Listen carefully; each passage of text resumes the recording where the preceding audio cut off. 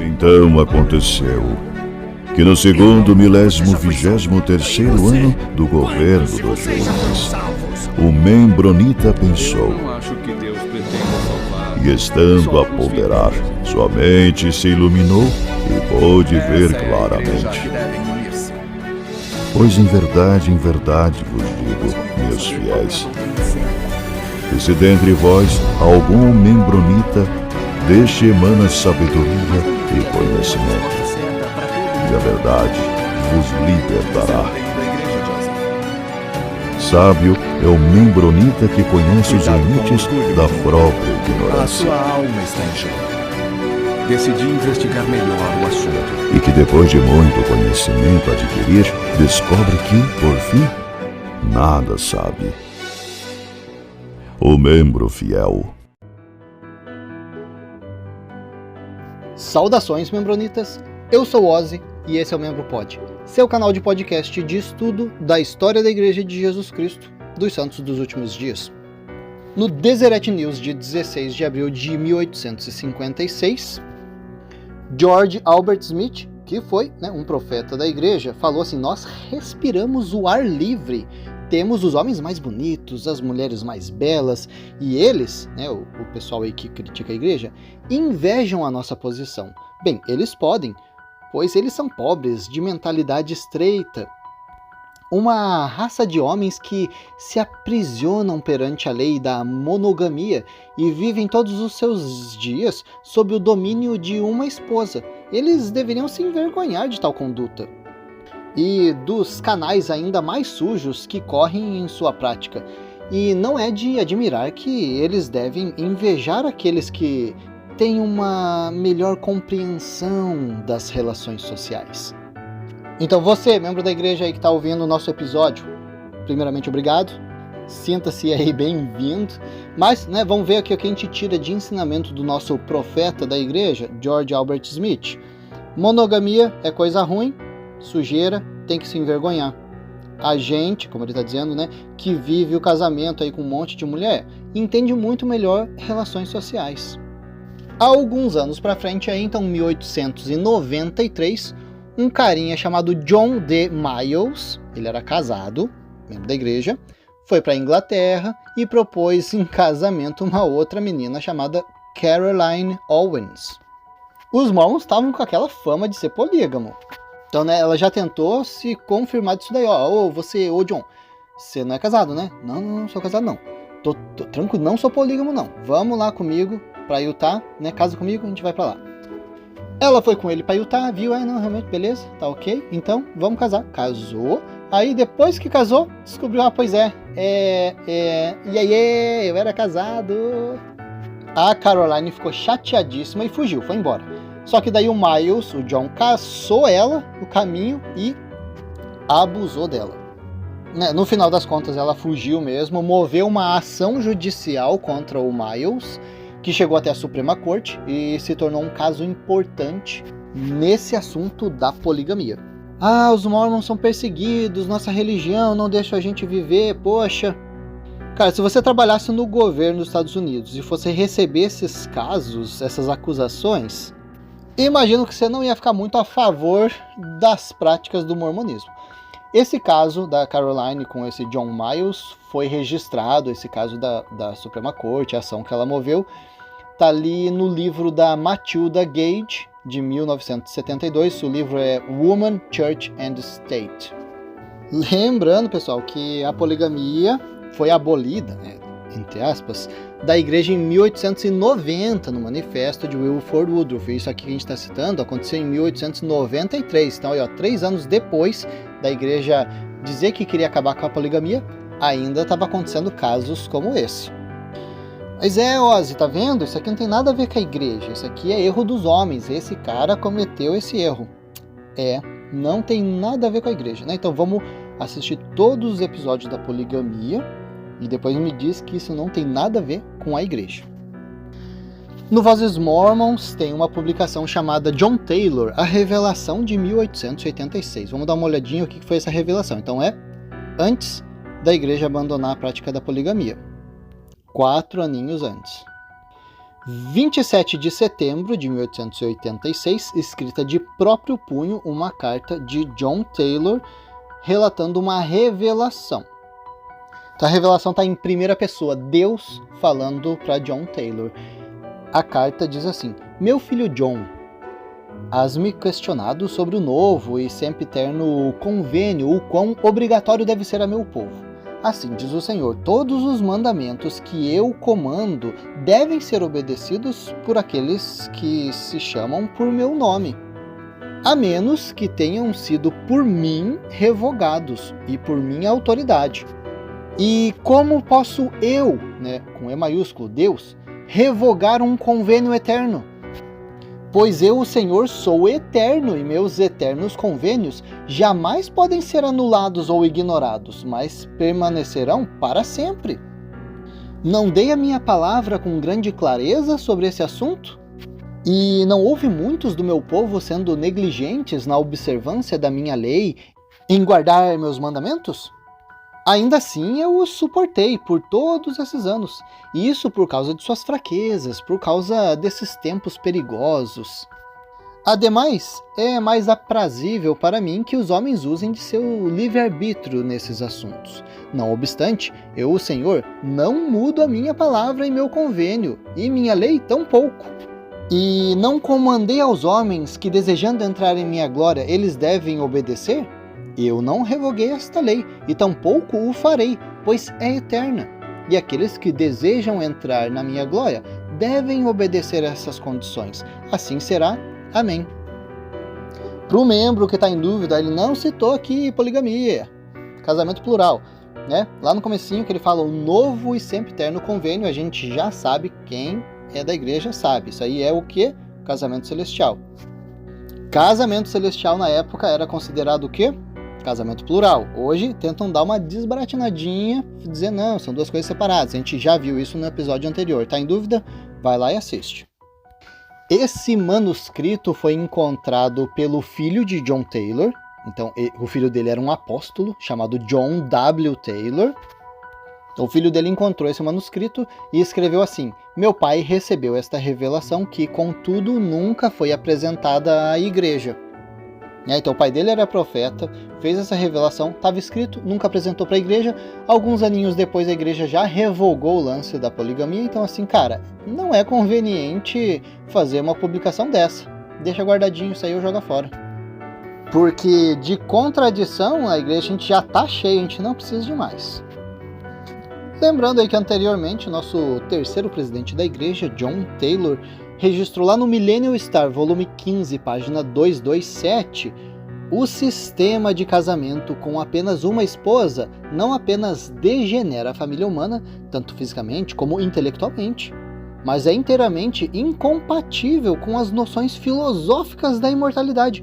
É uma isca para a tentação e, comprovadamente, sempre foi uma maldição para os povos. Então é isso aí, pessoal. Poligamia. Tem uma situação interessante. Hoje, a igreja tem uma regra de fé que fala: o membro da igreja tem que obedecer à lei do país. Ok. Como é que Joseph Smith e outros profetas antigos, a igreja na antiguidade, vivia em tão desacordo com a lei do país? A explicação está aqui no Deseret News, de 6 de julho de 1886. A igreja mórmon quer viver a poligamia, está falando que isso é de Deus, faz parte da liberdade religiosa deles. O governo está dizendo, cara, não tem liberdade religiosa dentro desse assunto aí não. Lei do país vai casar com uma mulher só, não tem esse lance de poligamia. Aí esse Deseret News falou assim: o profeta não disse que qualquer lei aprovada pelo Congresso é suprema do país. Ele sabia disso. Ele sabia que o Congresso aprovaria leis que seriam inválidas. Então, olha só, essa lei do país é inválida. Por quê? Porque o profeta está dizendo que essa lei está em desacordo com a lei de Deus.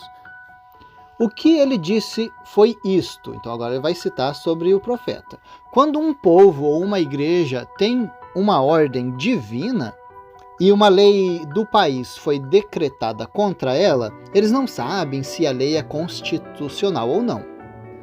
Porque o Congresso está proibido pela Constituição de fazer qualquer lei a respeito de um estabelecimento religioso.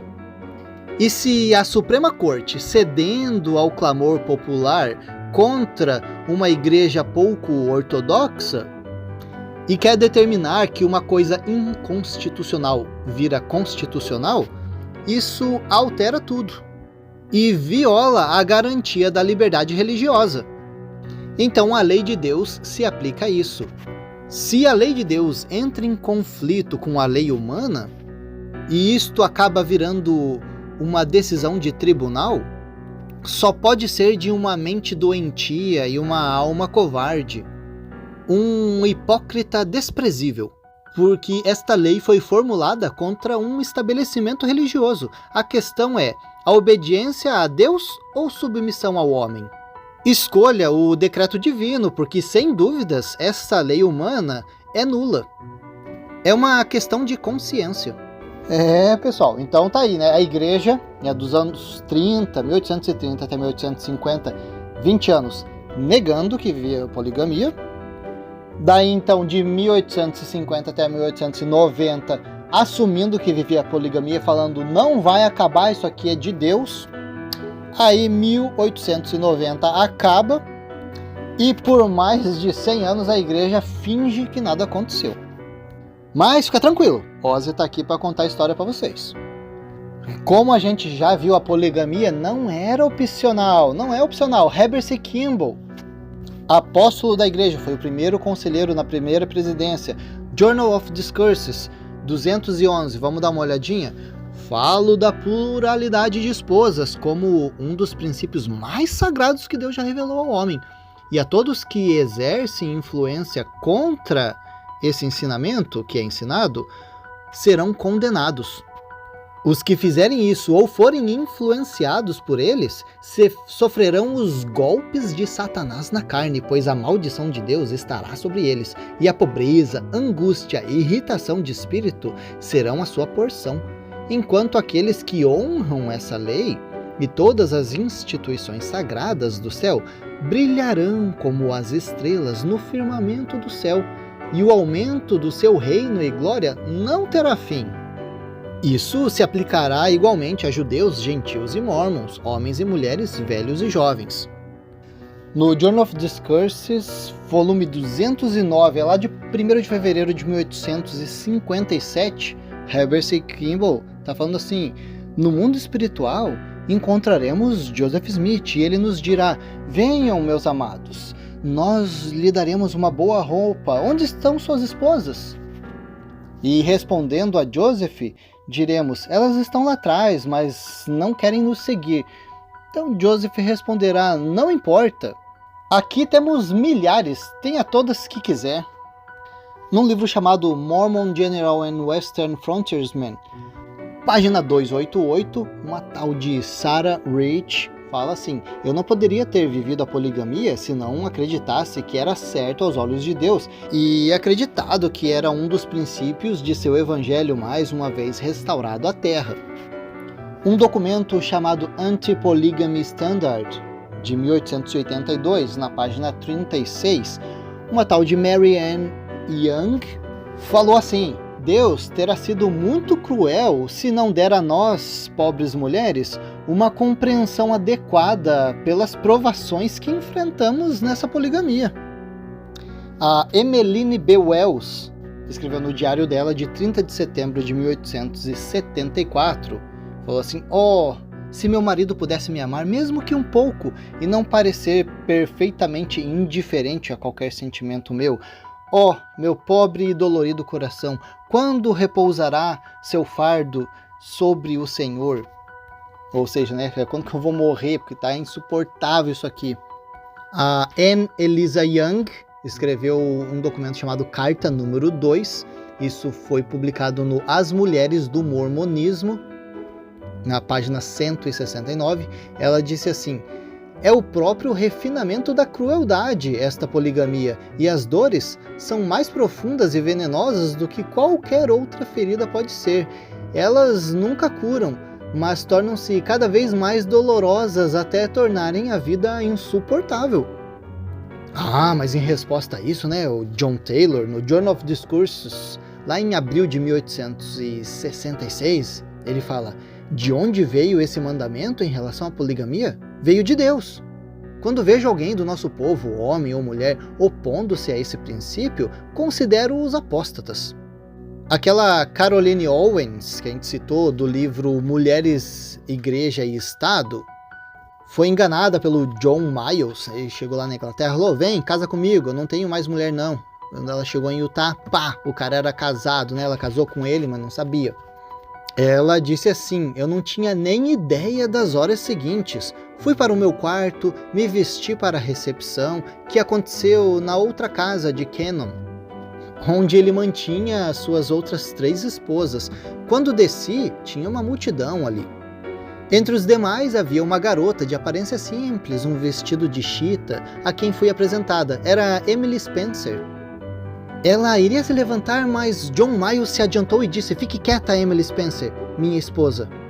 Eu senti como se eu tivesse levado um tiro. Eu disse: sua esposa? Então quem eu sou? E ele disse: vocês 2 são minhas esposas. De repente, minha vergonha tomou conta de mim. Fui desonrada. Era uma esposa polígama de um Mormon. Saí correndo de casa, apenas pensando em fugir, mas não sabia para onde. E não pude fazer isso, embora Miles e o jovem Cannon, filho do delegado, tenham corrido atrás de mim e me arrastado de volta. Isto aconteceu 3 semanas desde a minha chegada da Inglaterra. Percebi que não havia chave na fechadura, mas acionei o pequeno ferrolho e empilhei cadeiras contra a porta e chorei até dormir. A próxima coisa que percebi, não sei que horas eram, foi que Miles estava no quarto e trancava a porta por dentro. Eu gritei, mas o Miles disse que não precisava, porque ele pediu ao irmão Cannon, que já tinha previsto que eu causaria problemas, então limpou a casa de todos os outros. E então percebi que seria assim.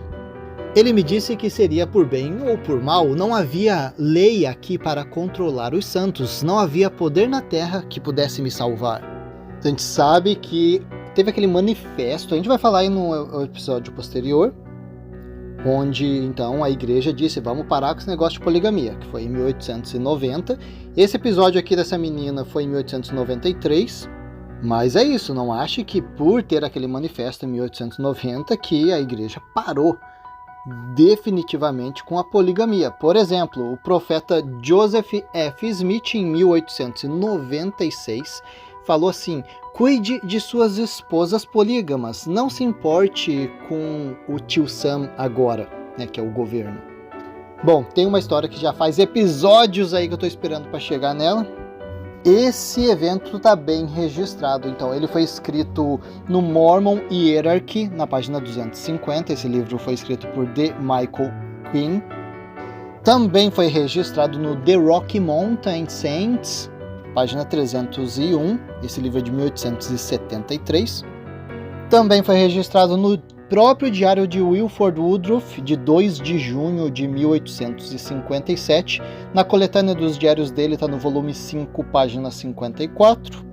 Mas vamos à história. No início da primavera de 1857, Warren Snow era o bispo da igreja em Muncie. Muncie é um lugarzinho lá em Utah.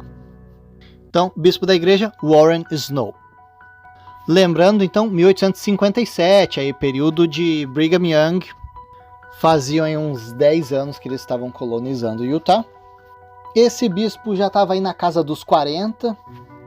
Então, lembrando também que em 1857, a igreja já tinha assumido, então, publicamente, sim, somos polígamos. Então, esse bispo, ele tinha, sim, várias esposas, promovia a poligamia, como se fosse, né, algo divino requerido principalmente aos líderes da igreja. Ele era bispo.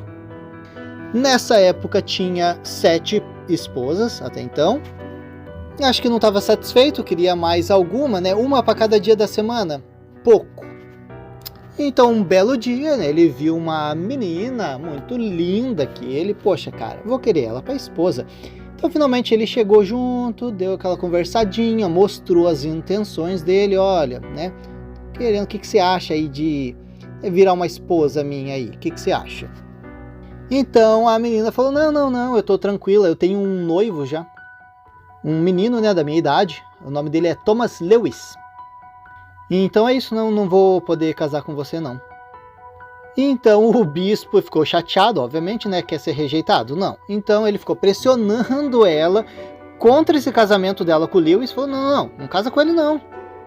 E mandou outras pessoas, outros caras da igreja a influenciar ela. Falou, vamos influenciar ela, fala, dê a opinião de vocês também, fala, não casa com esse Lewis aí não, casa com o bispo, pô. O bispo tem a autoridade. Bom, essa pressão aí não adiantou em nada, né? E ficaram aconselhando e tal, mas ela, não, tô tranquila, vou casar com o Lewis mesmo. E então os cupidos aí do bispo Snow pensaram, então vamos pro lado contrário, então agora vamos chamar o Lewis e falar pra esse cara desistir da moça. E chegaram fazendo uma pressão em cima do Lewis, ó, desista de casar com essa mina aí. E o Lewis, não, vou casar com ela sim, não, minha noiva. Então eles partiram para outras propostas, então falaram assim, olha Lewis, você pode receber, vamos desistir do casamento com ela? Então faz assim, você desiste, daí você vai ganhar aqui um tratamento preferencial, aqui vai ser VIP dentro da igreja, receber alguns cargos interessantes, e inclusive, obviamente, né, inúmeras recompensas aí no mundo celestial, né, muitas bênçãos.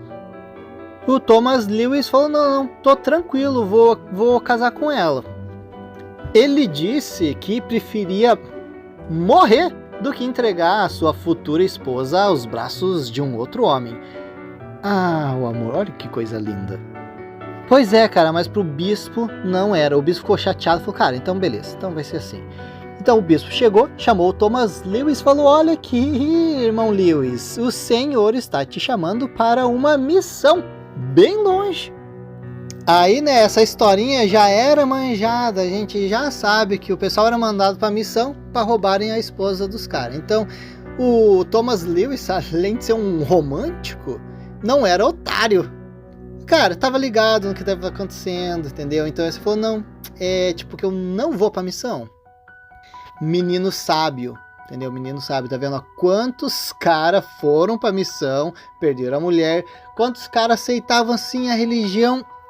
Cara, é isso, o líder tá falando, é o Senhor falando, cara, eu não vou ir contra o Senhor. Pô, Thomas tinha um pouquinho de juízo na cabeça. Tava ligado no que estava acontecendo, sabe o que é, né, ordem de Deus, sabe o que é ordem dos homens. Então o bispo Snow falou, então que seja assim, ele será forçado a jamais querer esta garota. E ela ouvirá a voz da razão quando ela souber que o seu noivo não é mais um homem. Olha, então o que aconteceu? O nosso Thomas Lewis foi convocado para uma reunião onde só tinham alguns membros da confiança e do bispo, os cupidos. De repente deu um apagão, apagou todas as luzes. O Thomas Lewis foi espancado, amarrado em um banco. E o próprio bispo Snow castrou o Thomas Lewis com uma faca de açougueiro. Nesta horrível e dolorosa condição, Thomas foi deixado em cima de alguns blocos de palha, onde ficou por horas até ser descoberto por pessoas que ouviram seus gritos de dor. Com o tempo, Thomas recuperou sua saúde física, porém, entrou em um estado psicológico de choque e jamais voltou a ser a mesma pessoa de antes. Sua integridade, humanidade e sonhos tinham sido destruídos de uma só vez. A jovem casou-se com o bispo por temer que algo semelhante acontecesse com ela. Em maio de 1857, o conselheiro do bispo Warren S. Snow escreveu que o Thomas Lewis já tinha, aos 24 anos de idade, enlouquecido depois de ter sido castrado pelo bispo. Olha, então ele tinha 24 anos, provavelmente, né? Então a menina tinha 20 e poucos também. O bispo, lembra, estava com uns 40. E, aliás, né, ele não foi simplesmente castrado, foi acusado de um crime sexual que nunca foi revelado. Um mesinho depois, Brigham Young ficou sabendo dessa história. E olha só o que Brigham Young respondeu. Eu sinto que devo apoiá-lo. Pois é, estava apoiando o bispo. mesmo que uma autoridade geral local tenha desaprovado tal punição. Então é isso, o Thomas Lewis foi punido por um crime sexual aí que ninguém não sabe, nunca soube o que foi. Ele foi punido com uma castração que foi efetuada pelo próprio bispo. Então todo aquele contexto de que o bispo queria a menina dele, toda aquela perseguição para a menina desistir do casamento, mandar ele para a missão e tudo, não tem nada a ver. O que aconteceu mesmo, como causa dessa castração dele, foi um crime sexual aí que o Thomas cometeu. Então algumas autoridades locais aí da igreja estavam falando, cara, esse negócio de castrar o menino foi demais, isso aqui não tá certo não. Chegou pro Brigham Young, Brigham Young falou o quê? Não, eu vou apoiar ele, né, mesmo que algumas pessoas desaprovem essa punição aí. E então, um pouquinho depois, em julho de 1857, Brigham Young escreveu uma carta para o Bispo Snow, né? O Bispo Snow estava meio preocupado, putz, cara, será que vai dar alguma coisa isso aqui? Né? Brigham Young escreveu uma carta acalmando o bispo sobre esse lance aí da castração. Falou assim, deixa o assunto morrer. Olha, deixa o assunto morrer, não fale mais nada sobre o assunto. Em breve, esta história vai morrer na memória das pessoas. O que você fez foi justo. Mas é isso, pessoal. Quando eu comecei a estudar a história da igreja, que eu me aprofundei nesse assunto, em todos os assuntos, na poligamia, eu vi essa história e conectando ela com tudo que eu já estava vendo, olha como as coisas aconteceram com Joseph Smith, com os casamentos de Brigham Young, todas as coisas, racismo e tudo, que a igreja tenta, desconversa, não toca no assunto, cara, exatamente o comportamento aqui de Brigham Young. Finge que nada aconteceu. Agora, né, essa história está registrada em vários materiais, né, em vários livros que eu citei aqui. Alguém tem dúvida, né? Porque alguém ainda pode falar, não, realmente, talvez, se ele foi acusado aí de um crime sexual, provavelmente foi isso mesmo. Agora, assim, duas coisas. Se foi um crime sexual, ele ser castrado pelo bispo estava ok? Mas, né, no final das contas, vendo toda essa história, cara, está evidente que o bispo queria a menina dele. Tanto que, né, um fato é que o bispo se casou com ela. Então foi uma coincidência isso? Ou essa história aqui toda faz muito sentido? Ela não está muito bem conectada com todo o resto da história de poligamia que a gente vê na igreja? Porque algum membro pode falar assim, não, isso aqui são casos esporádicos, erro dos homens. Um homem cometeu um erro aqui, outro cometeu um erro ali. Ah, tá. Bom, nesse caso aqui, ele foi apoiado pelo presidente da igreja, o profeta, vidente revelador. Fora todos os outros casos que a gente vê o conflito. Nas escrituras dizem, né, o Senhor não quer ouvir o choro da mulher, não quer que seus homens as façam sofrer. E daí a gente começa a ler um monte de história aqui das mulheres que eram casadas dentro desse sistema da poligamia, falando, cara, que tristeza, é muito sofrimento, eu prefiro morrer do que viver desse jeito. Aí a gente vê histórias dessas, cara, o cara...